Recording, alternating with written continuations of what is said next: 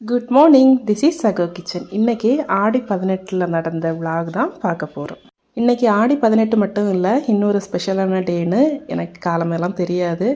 வீட்டு பக்கத்தில் இருந்த பசங்கள்லாம் வந்ததுக்கப்புறமா தான் தெரியுது இன்றைக்கி ஃப்ரெண்ட்ஷிப் டே அப்படின்னு.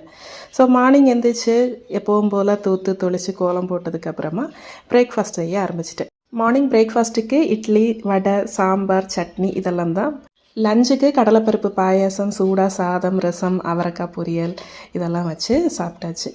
என்னுடைய ஃப்ரெண்ட்ஷிப் சர்க்கிளை பற்றி சொல்லணும்னா, பப்ளிக் எக்ஸாம் முடிஞ்சு டாட்டா பை பை சொன்னதோடு சரி. அதுக்கு பிறகு ஒரு கெட் டுகெதர் இல்லை, ஒரு மீட்டிங் எதுவுமே இல்லை. ஜஸ்ட்டு 2-3 பேர் தான் காண்டாக்ட் லிஸ்ட்டில் இருக்கிறாங்க. அவங்கக்கிட்ட மட்டும் ஒரு 6 மந்த்ஸுக்கு ஒரு தடவை பேசுவேன், அவ்வளோதான். அதுவும் கல்யாணம் முடிஞ்சிருச்சுன்னா கேட்கவே வேண்டாம். ஃப்ரெண்ட்ஷிப் அப்படியே மறந்துட வேண்டியதான். உங்களில் எத்தனை பேர் கல்யாணம் முடிஞ்சதுக்கப்புறமும் ஃப்ரெண்ட்ஷிப்பை மெயின்டைன் பண்ணுறீங்கன்னு எனக்கு கமெண்ட் செக்ஷனில் கமெண்ட் பண்ணுங்கள். நானும் பார்த்து தெரிஞ்சுக்கிறேன்.